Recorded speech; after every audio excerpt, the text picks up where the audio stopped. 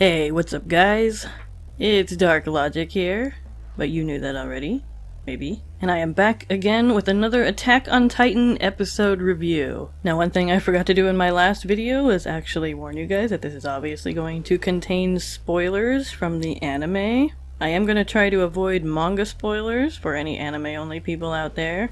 If by chance I do start getting into manga spoilers, I will give you a warning. I don't think I'm going to do that in this episode though, but I might do it in future episodes. But I will definitely let you know.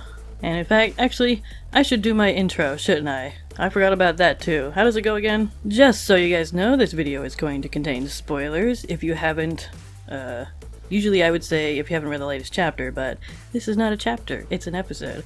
So if you haven't watched the most recent episode of Attack on Titan, what are you doing with your life? But seriously, if you don't want spoilers, you might want to click on something else. If you're all caught up though, let's get to it. And in case you missed the last one, my review of episode 76, then you should definitely go back and watch it after you're done with this video. You may have noticed we're doing things a little differently this time. Instead of doing clips and stuff, I'm gonna be drawing, gonna be making some arts, gonna be making some arts while I do my review, getting artsy over here, kind of. This time I'm gonna be drawing Armin, so hopefully you'll like it. Let me know what you think in the comments.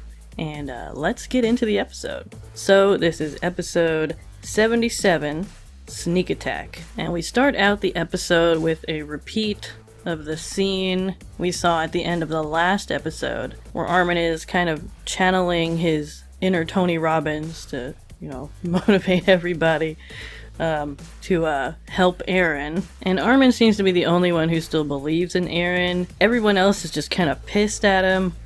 Mikasa seems like she doesn't know what to think. She's just confused. Like, she doesn't know if her feelings for Aaron are genuine or are just a product of her being an Ackerman and how that connects her with Aaron. Definitely feel kind of sad for Mikasa because she's just, you can tell she's just struggling her way through this. And so this guy is here whose name I completely forgot. He's the guy that fell in love with Sasha, and then Sasha's family are there. I really need to go back and like rewatch everything from the last, from the first part of the season, kind of get myself reoriented. I promise I will do that before the next episode, so I'm not just like, I have no idea what's going on, but I have some idea. Anyway, I'm sure you guys want like an informed review that isn't just me like derping on everything, but anyway. Okay, Niccolo is his name. I just looked it up. Completely forgot his name, but now I know. So Jean kind of laments about, is that the right word, lament? I'm not sure if that's correct in this context, but he's talking about how he always knew that Aaron was dangerous. He always knew that Aaron would lead them into trouble. And then he's like, I was always jealous of him because he was so cool.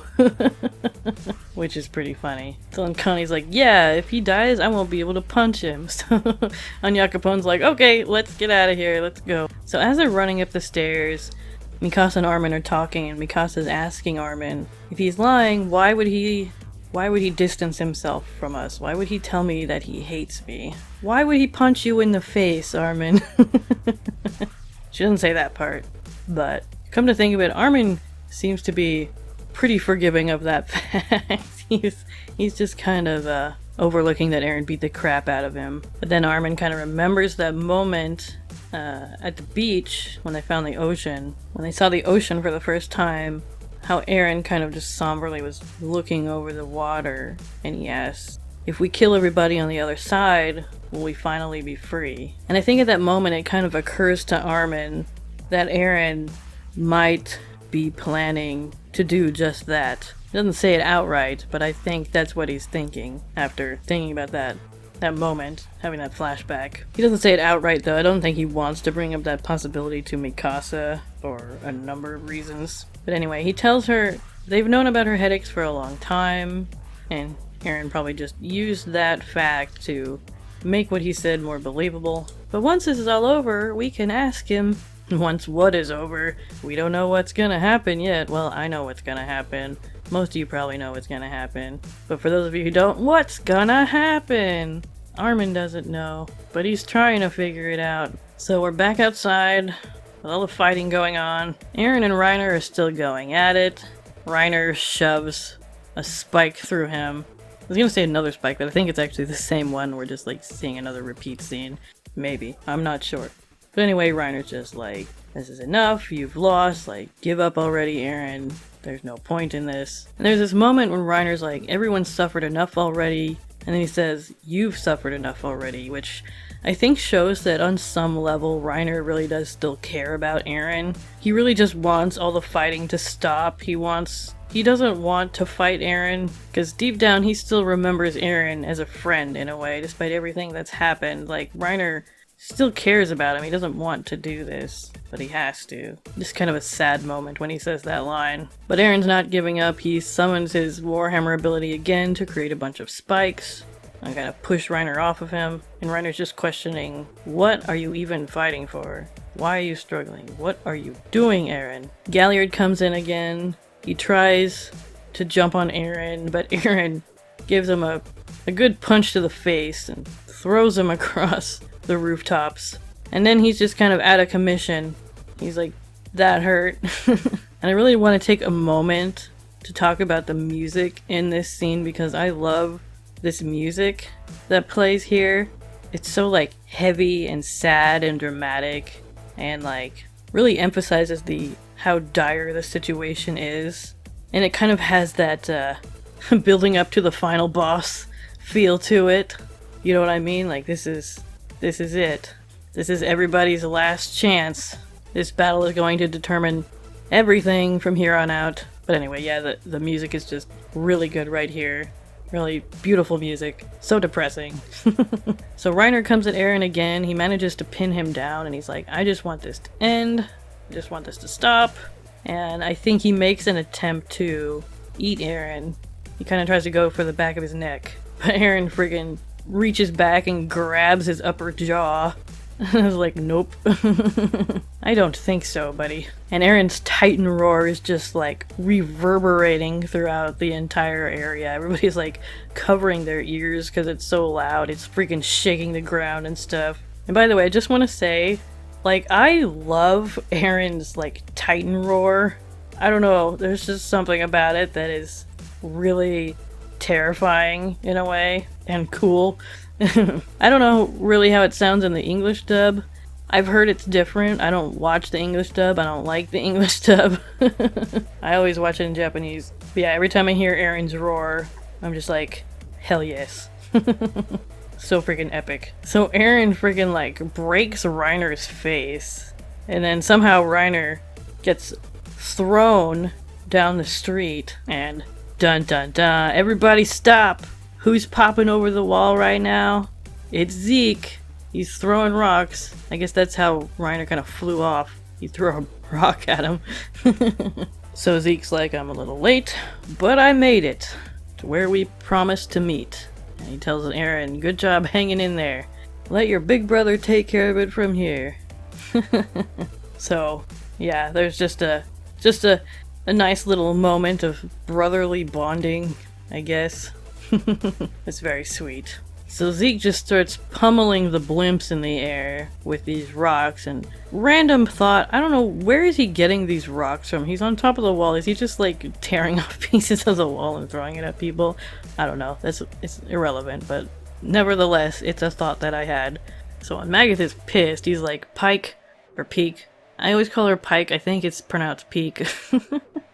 I think, yeah, it's Peak. But Magath is like, line me up, we're gonna shoot him with a cannon. And she's like, okay, but then they turn around, and then Zeke's getting ready to throw stuff at them, and Peak just narrowly dodges it, and she's just like hanging off the wall there. And she's basically like, this might not be the best idea. Also, another random side note. I know it's been around for a while, but I just have to say again, like, how freaking weird the tart Titan. How freaking weird the cart Titan looks. Like, cart Titan, like, that face is just so bizarre. I've never gotten used to it. It's kind of cool looking. I like it more in the anime, but like, Who thinks of this stuff? Isayama does. Okay. So then Flock and some other Jaegerists come around the wall. They're getting ready to attack Peak. Zeke's still throwing stuff at everybody. He's just ripping everyone apart. And then Aaron finally gets up and he starts kind of limping towards Zeke. He's pretty beat up at this point. His Titan, I think, has probably spent a lot of energy trying to heal itself. And he's running low. But now we can see why Aaron wasn't really fighting much. He was kind of reserving his energy, just kind of defending himself. He was waiting for Zeke to show up. So there's no point in trying to like win a battle against Reiner and Galliard and Peak and the rest of the Marley army. He was just waiting for Zeke so that they could do whatever they're gonna do. Play some baseball maybe, who knows.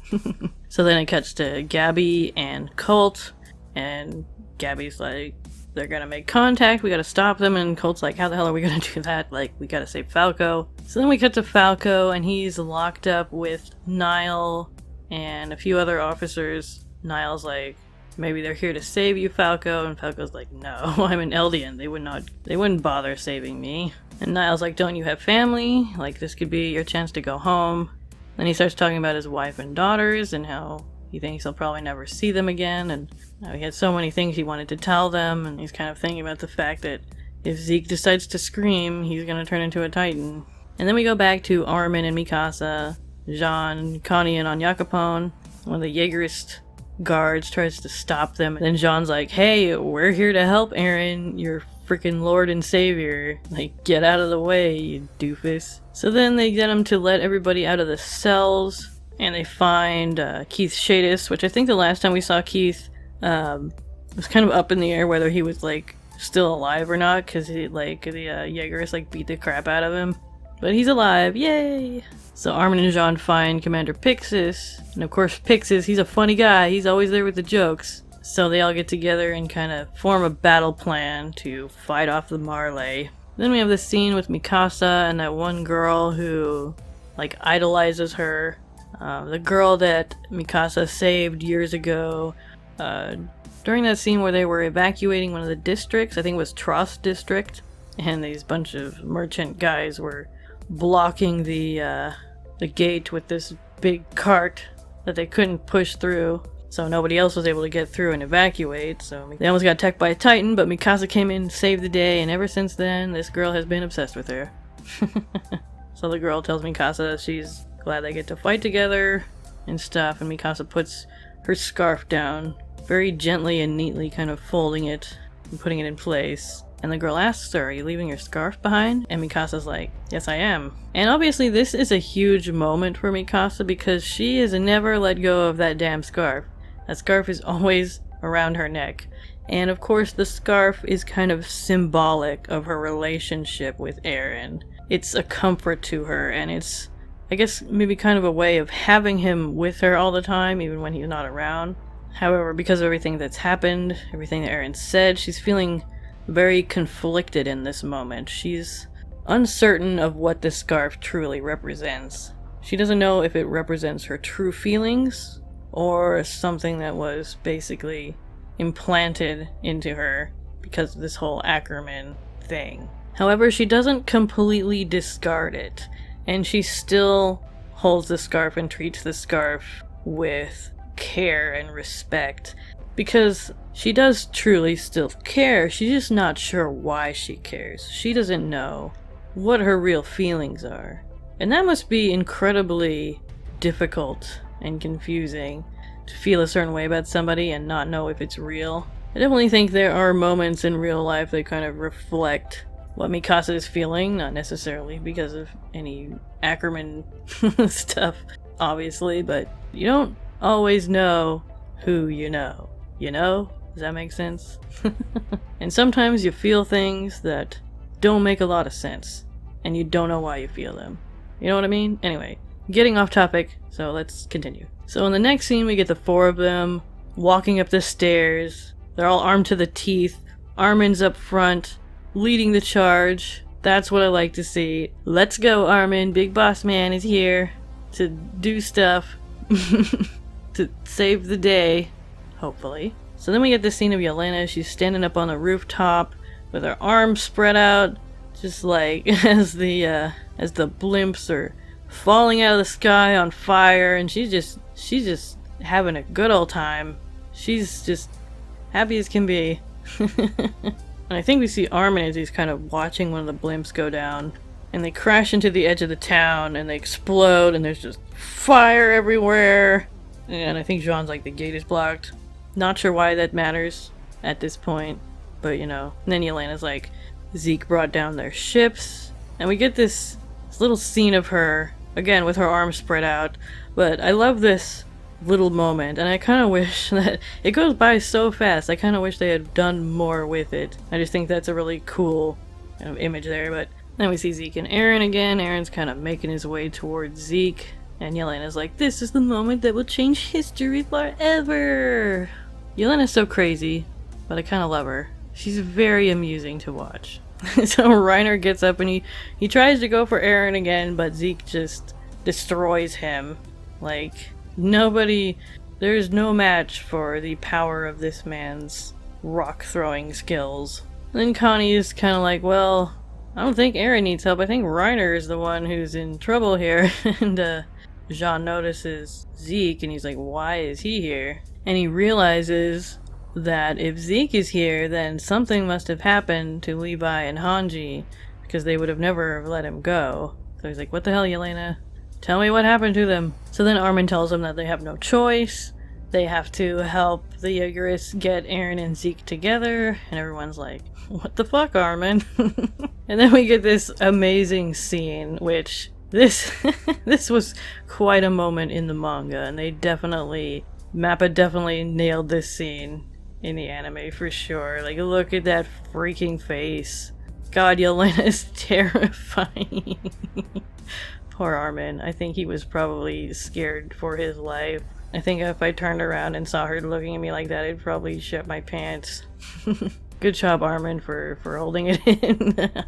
And then her expression just completely changes, and suddenly she's kind of blushing and she's smiling and she's got little tears in her eyes. She's like, please help Zeke and Aaron. I believe in you. What a weirdo.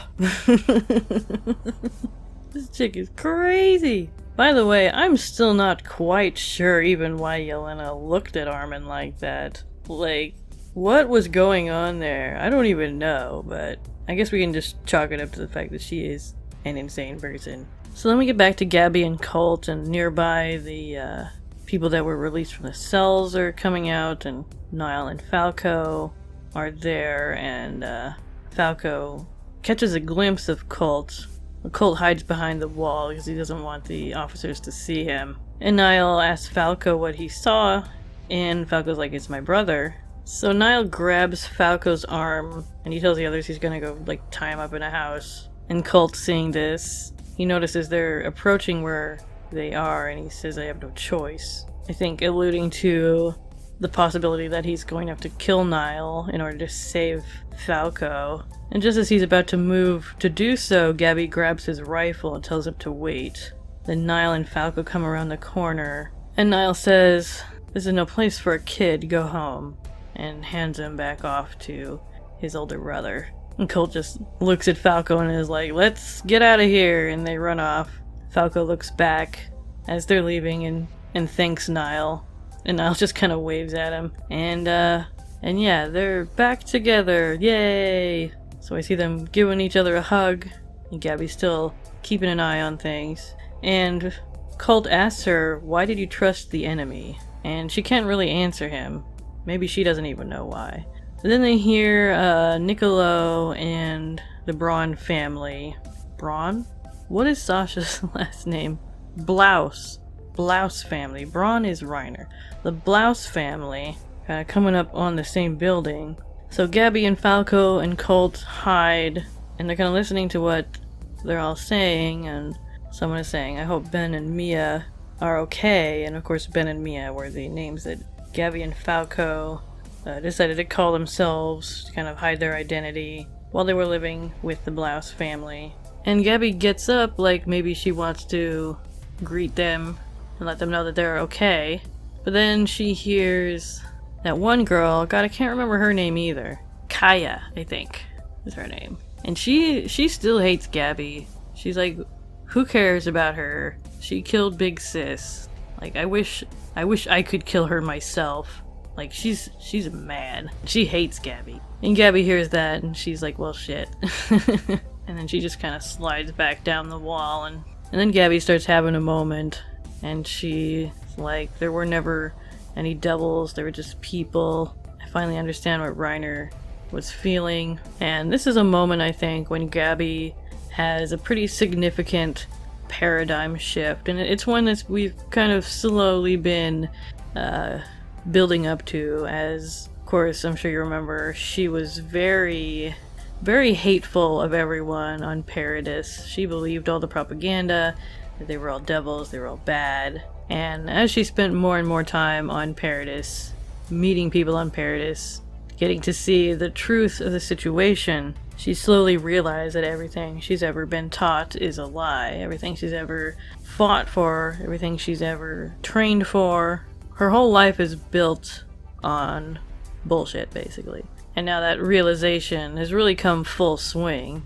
Like, she sees now, she understands now that the people, the Eldians on Paradis, really aren't any different from the Eldians back in Marley, or anybody else for that matter, except that, they can turn into Titans, but anyway.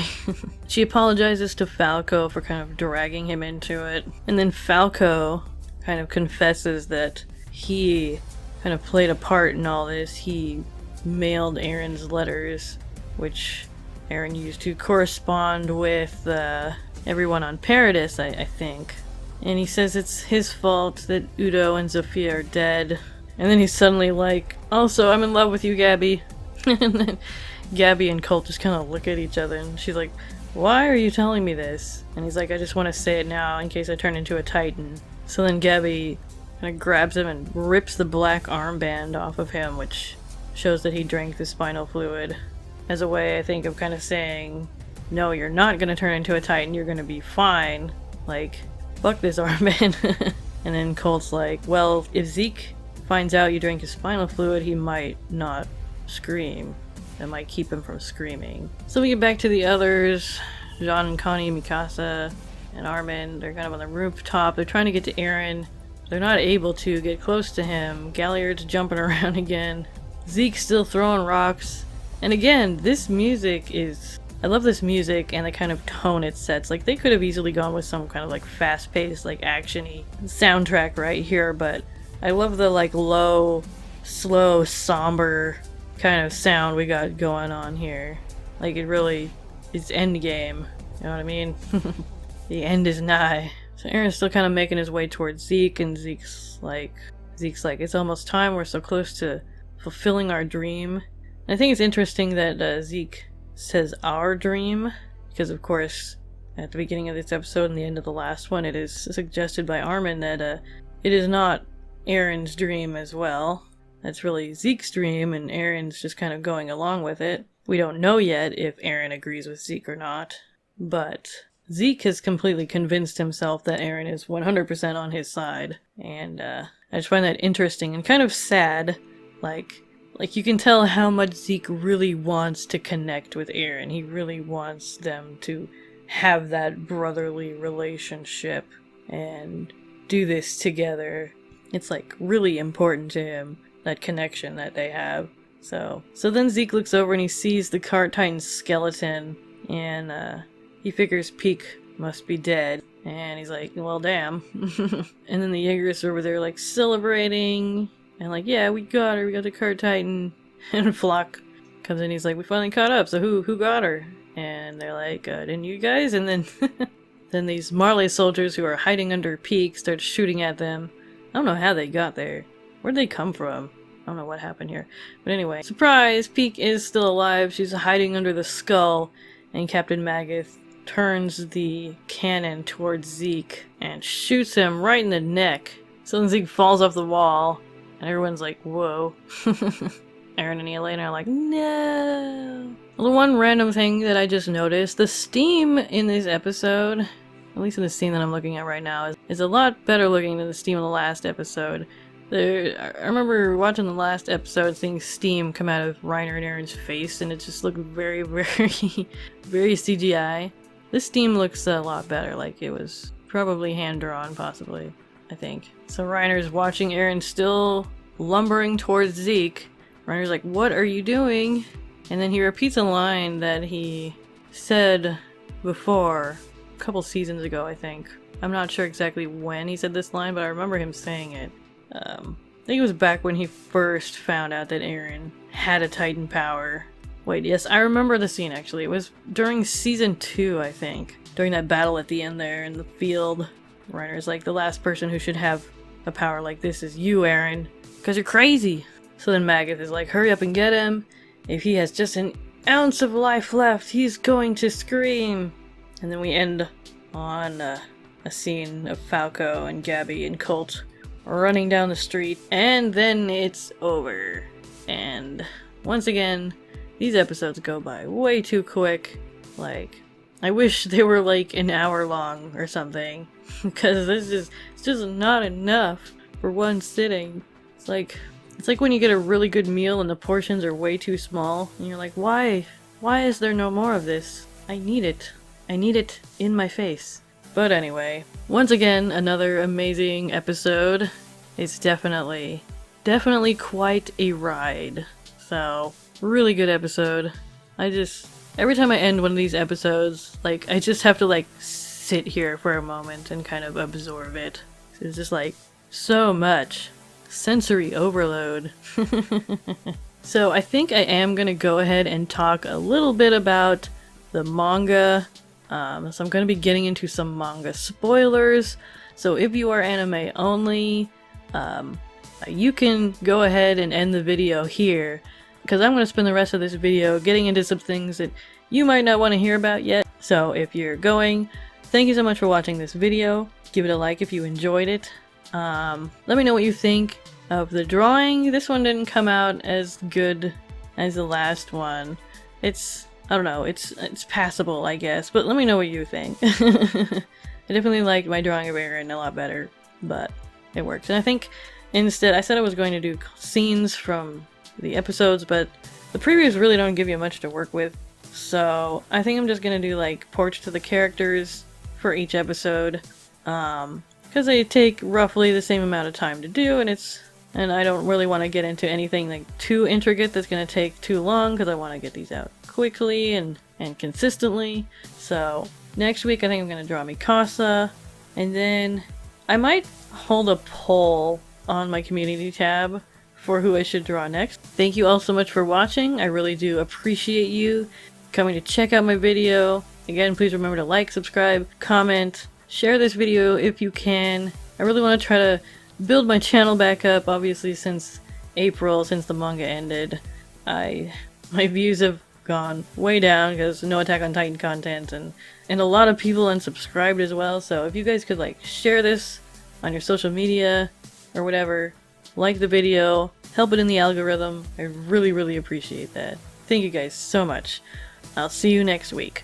Okay, now it is time. Final warning, manga spoilers ahead. So if you don't want that, then click off the video right now.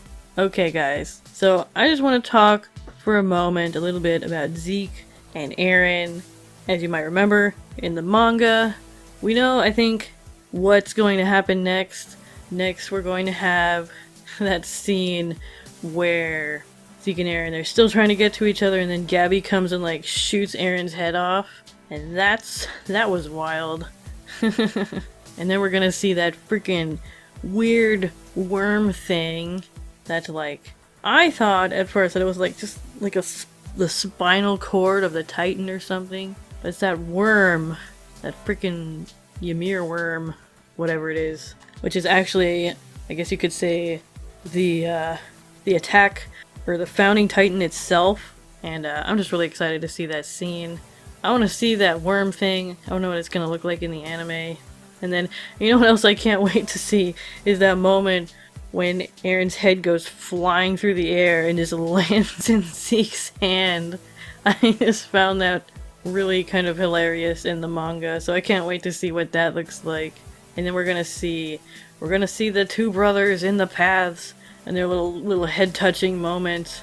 And then, oh man, we're gonna get We're gonna get the big boy. The big boy's gonna come out, cause some chaos. Oh man, I can't wait to see that. I can't wait for the rumbling to start and just to see all the colossal titans and Aaron's freaking monster demon, like straight out of freaking hell titan.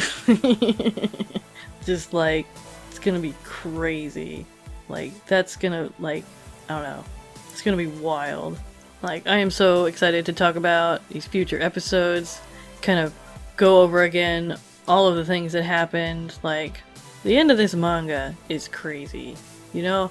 And yeah, like, again, really curious if they're gonna change anything when it comes to Aaron.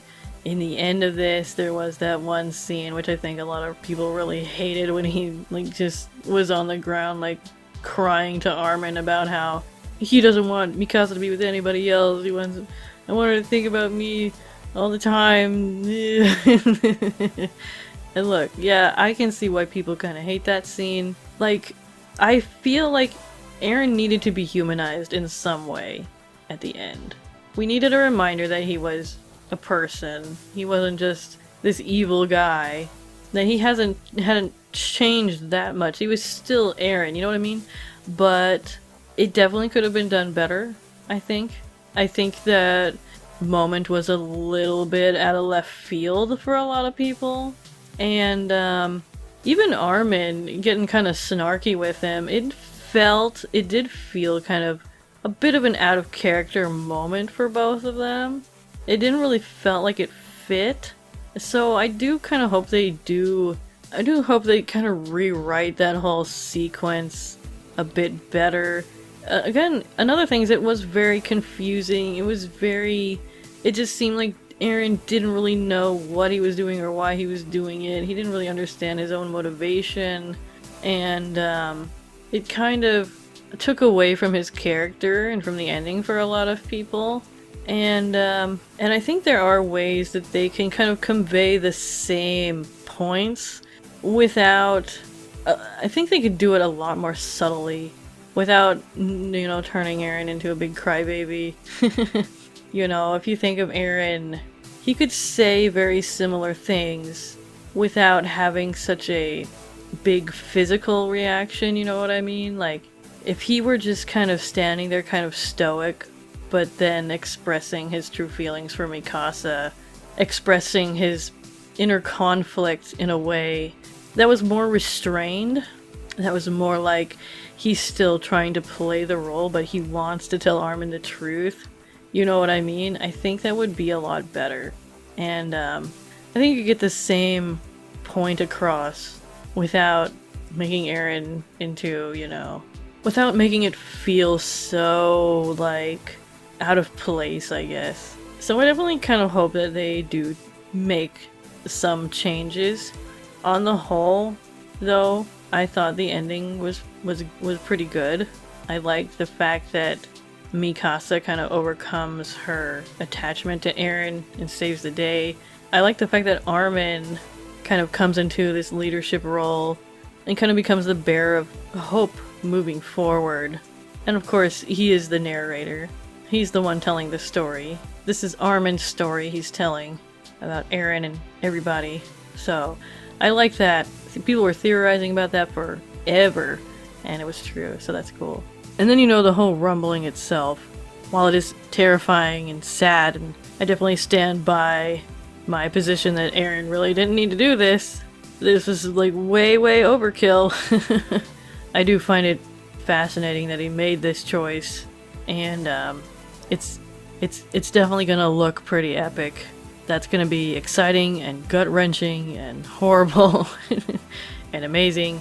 This manga is so freaking dark and disturbing, and that's why we love it, though, isn't it? That's why we love it. Well, we love it for lots of reasons, but that's a big piece of it.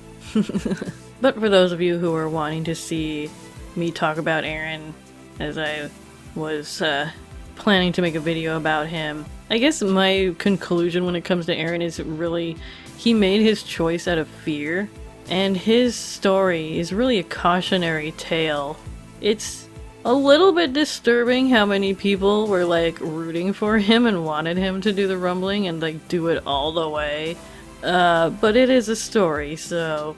And that's one thing that I like about these stories, is that people can have such varying opinions and reasons why they feel certain ways, why they want certain things to happen.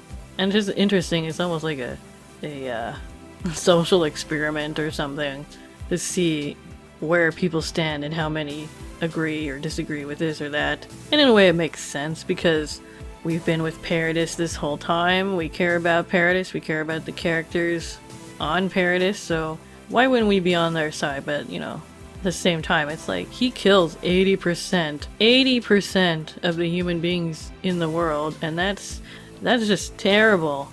That is mass genocide, literally the worst thing ever. So, and the fact that Aaron is capable of doing that, it is a cautionary tale of unchecked anger, unchecked power, the damage that one person can cause, potentially, if they have the ability to do so. So, such a fascinating story. Such an interesting commentary on human nature and human emotion and human survival instincts, I guess.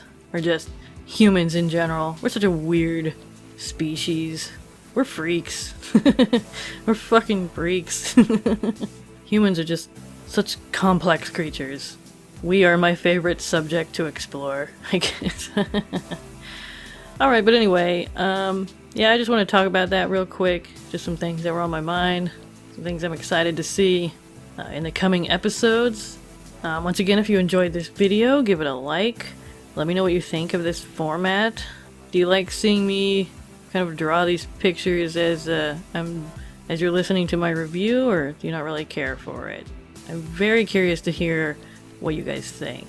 I definitely like it more because, in a way, it's easier, it's faster, and I don't have to worry about copyright issues as long as, you know, they don't pull something dumb and strike my video just for talking about the episode.